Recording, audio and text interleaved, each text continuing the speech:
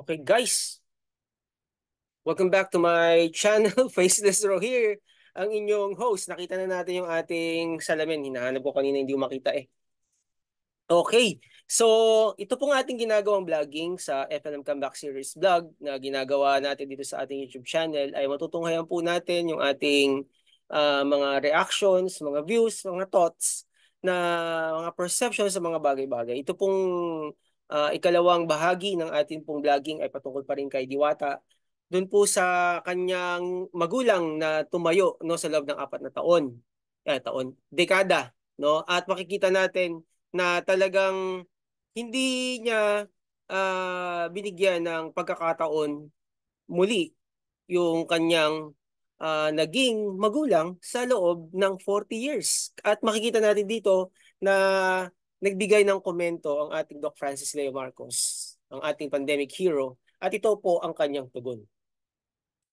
Okay ka, Paris ko. Tuloy na nga ba? No, mukhang matutuloy mga kaibigan. Abangan natin yan. Pero alam nyo ang ganda ng ng mungkahi ng ating Doc Francis Kasi nakita ko may point siya talaga. No? Nakita ko no, tama nga naman kasi kung magtatayo agad tayo ng parisan no, sa tapat ni Diwata, tatapatan natin talaga siya no ng okay ka Paris ko. Yung mga yung mga nagpaparisan diyan sa tapat ni Diwata hindi nga naman kikita. Ang talino no, ang talino ng ating pandemic hero. Actually, hindi ko naisip yun. Ang naisip ko lang yung kawawa naman si Diwata malulugi. Pero syempre, tinuturuan lang naman siya no, ng ating pandemic hero. Actually, sa totoo lang po, no, maaaring sabihin niyo bakit sino ba si Doc FL para magturo? Ang totoo po niya, napakababa ng tolerance ni Doc Francis Leo Marcos kapag nakakita po siya ng mga taong naaapi. Katulad niyan, may nakita na naman siya. Di ba? Yung magulang, tumayong magulang ni Diwata sa loob ng 40 years, no, 4 na dekada. Itinaboy niya. Hindi na raw makakatungtong sa kanyang parisan. Imagine mo 'yun. Kaya medyo no, nakakabahala. Kaya nga ang sabi ni Doc Francis, lumaki na ba talaga ang ulo ni Diwata? May nag-comment nga hydrocephalus. Pero, guys, ano rito sa atin, aral din sa atin ito. Bigay ko na po sa inyo si Doc Francis Leo Marcos, ang ating pong pandemic hero. Ito po yung kanyang view. Okay, check lang po natin mga kaibigan. Siyempre, mahirap makinig pag walang sound. Ayan. Okay, ito na po. Si Doc Francis. Ang gigil talaga ako. Naku po, ayan na naman tayo. Yung mga taong Gigil mo tumulong ako sa'yo, nagpalaki sa'yo ng 40 taon. Ayan, di ba? Grabe, no? Ano nangyari? Pinabayaan mo. Imagine mo yun, no? Wow, man. Pinagtabuyan mo. Pero kahit nalubog din, kahit nalubog din ang panga niyan, at least, di ba? A bird of same feather flocks together. Hindi ko na mabuga yung iniinom ko. Di ba? Mami Gloria.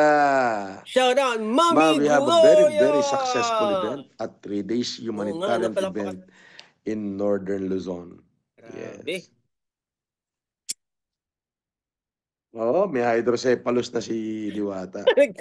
Alright, so ganito. Ito na guys. Meron akong isang iniisip na yung mga maliliit na nagtitinda ng pares, kausapin ko kaya sila na sila na yung magluluto, sasarapan lang nila at nababayaran ko sila ng 100 per head. At sama-sama sila doon sa Diwata. Libre. Wow! So pagsasama-samahin natin sila, okay ka pares ko. Silang lahat doon. So nakatulong na tayo sa mga tindera ng nagtitinda ng pares na hindi kasi iniisip Diba, ko kung magpapatayo ako ng libreng paresan, strategic, no? mawawala ng trabaho yung maliliit na nagtitinda ng pares. Kung sila na lang, sabihin ko, magkano ba kinikita mo? 10,000 isang araw. Babayaran ko kayo lahat ng tigsa 10,000. Kung 10 kayo dyan na nagtitinda ng pares, wala kayong gagawin kundi ipakain niya ng libre at magko-combine na kayong lahat. Pero sasarapan natin. Para at least, Pakain ka na ng mga walang pambayad, mahihirap na mga taga-NCR, at the same time, hindi mo tinanggalan ng trabaho, mga maliliit na nagtitinda ng lugaw at pares. Galing, no? Agree ba kayo sa idea ko na yun? Maganda, Dok. Hmm. What do you think? Maganda. Agree ako dyan. Hmm. Panalo. So, kung agree kayo, sisimulan ko na magtawag ngayon. Di ba? Kasi iniisip ko, sige, magtatayo ako, kasama ko LGU. Pang! Kung unang tatamaan dyan yung mga nagkakarito na nagpapares. Tama. Oo. Galing, hindi ko na naisip Ngayon, yun. kung hihingi ako ng Oo nga, pwesto ano? sa LGU, pagsasama-samahin ko lahat ng manggagawa ng pares na yun, babayaran ko na kayo. Pero iisang klaseng luto lang ang gagawin nyo. Ganito. Yung masarap na ganito. Mhm. O, di ba? Hindi pa ako magbabayad ng manpower. Oo nga, ano? Natulungan ko pa yung maliliit na tindero ng pares dahil ako na magbabayad eh. Pero ipakakain nila ng libre. Wow. What idea? Galing, no? Great idea, Dok. Diba, Ron? Maganda, Dok. O, di ba, mga 10 sila na nagpapares. So, 20 mo.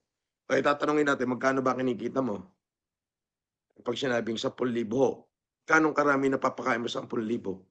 Ay mga 200 ho. Kumita ka na ng 10,000, ganito na lang. The same na rami ang gagawin mo, babayaran na kita 10,000. Mhm. Hmm, Pwede. di ba? Ay kung 10 sila, ay di 100,000 sa isang araw ang gastos ko. Laki. Ngayon, Laki hihingi na pala. lang ako ng pwesto sa LGU. Pagsasama-samahin ko yung maliliit na nagpapares na yun. At isang klaseng timpla lang yung gagawin nila. Ay, siguradong, ano na, wala na, hindi na sila magtitinda. Ipakakain nila ng libre. Ngayon, yung grupo na yun, tatawagin kang, okay ka, pares ko. What about that? Galing, ano? Kasi iniisip din natin yung kapakanan nila. Ang una kasing tatamaan dito yung maliliit na pares eh. Tama, oo. Yung kay yung parisan ni Diwatang Boglo ang panga, it take months bago ko mapin down yun pag nagkataon. Pero ito mga maliit na magpapapare, sigurado 2 araw pa lang akong bukas, kawawa ito. Oo, So tama, bakit tama, hindi na tama. lang sila yung gamitin ko? At the same time, nakapagpakain na ako ng mga mahihirap talaga na walang pambayad. At the same time, nakuha ko yung goal ko na mapakain sila. At the same time naman, natulungan ko yung maliliit na nagpapares. Galing, Dok. Yung mga maliliit na naghahanap buhay. Panalo yung idea niya, Mhm. Dok. Along the way, di ba? Oo nga, ano? Agree daw silang lahat, pero daw kay Diwata. Ah. Oh, live ito, FLM Canada. Buwang-buwang ka. Si Ate Tess. Magpalipad ka na. Yes. Ate Tess yan. Real talk yan. Bago Sa kita kanya naman. paliparin. Real talk si Ma'am Ate Tess yan. Marlene Kay Ate Monjeng Tess. Klein. Kay Bless your Jaja heart, Cup bossing. naman. Kay Ate Jaja Cup. Bumabanat Mm. din. No, ano sa tingin nyo? Hindi, ito kasi kaya ako yung gusto ituloy. May napanood nga kasi ako. Ito, panonood ko ulit sa inyo. Yan guys, papakita ko din ni Hmm. Doc. Ito yung nanay na...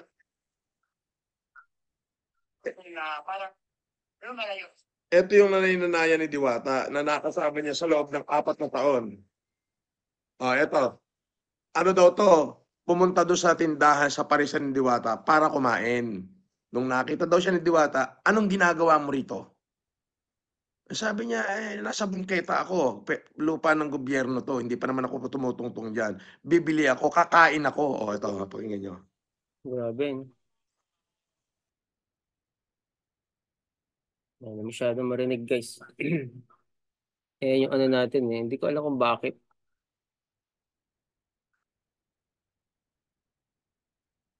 Hindi marinig, no? Anyway guys, doon sa isang video na ginawa natin, narinig naman kahit paano, no? Dito, di ko alam kung bakit hindi marinig. Ayan, no? Nakalagay dyan, no? Nanayan ni Diwata ng ilang dekada, bawal na umapak sa parisan. Napaka. Ay, hindi na natin natapos. Basta. So, minamalditahan daw siya. Tinanong ginagawa mo Ayan, rito. sinabi naman Sabi ni niya, Doc, minamalditahan. hindi ako hihingi sa'yo.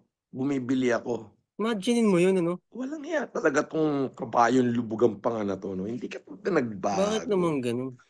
O sige. My God. Ayan na Oh, tuloy. eh, Ayan na si Doc. ayan. As nalipad ni Diwata, ano? Okay, di tuloy natin. Hmm. Kabahan ka na, Diwata lubugan pa nga. Ayan guys. Abangan natin yan. Abangan po natin. Maraming salamat po, Doc Francis Leo Marcos. Doc, salamat po sa inyong napakagandang idea, no? Bright mind. Ako hindi ko naisip, no? Siyempre tama nga naman, tatamaan talaga yung mga magpaparisan doon, no? Unang-unang tatamaan yung mga nasa tapat ng parisan ni Diwata. Hindi naman agad si Diwata, di ba? So, guys, tandaan natin, ano? Hindi hindi po ito sa ikakasama, no, ni Diwata. Ito po ay sa ikabubuti niya at mapag-isip-isipan po niya na hindi dapat talaga siya ng ng nanapak ng kanyang kapwa, no? I apologize kung may nasabi tayong mali. Pero pagdating kay Doc Francis, no apology talaga siya, no? Tama talaga yung ginagawa niya and I agree with him. I stand in agreement with him. Bakit? Kasi tama naman talaga. So ako, naghingi ako ng apology dahil baka naman ano, baka din naman pag sa pagko-comment ko, pagbibigay ko ng mga reaction, ay may mga hindi ako nasabing tama. Pero sa palagay ko, ito talaga ay sa ikabubuti ni Diwata. Kasi kung ganyan ang magiging attitude niya, naku, mahihirapan tayo dyan, guys. No? Ano na lang yung makikita ng mga kabataan sa panahon natin ngayon. Di ba? Kaya nais ko pong sabihin sa inyo na kung ano man yung plano na parisan ng ating pandemic hero, walang iba kundi si Dr. Francis Leo Marcos. Sa likod lang po tayo niyan at syempre, agree tayo dyan, suporta tayo dyan. Okay? So tuloy na. Malalaman natin yan sa mga susunod na araw kung talagang pag hindi pa talaga nagbago, no, tutuloy talaga ni Doc Francis Leo Marcos kapag hindi pa talaga nagbago si Diwata. Kaya ngayon pa lang sana mapag-isipan ni Diwata, ano? At wala nang mapanood si Doc Francis na mga susunod na mga kaganapan patungkol sa ano ni Diwata, sa parisan ni Diwata, no? Okay, so maraming salamat po. At sa lahat po na nagmamahal sa ating pandemic hero, walang iba kundi si Doc Francis Leo Marcos.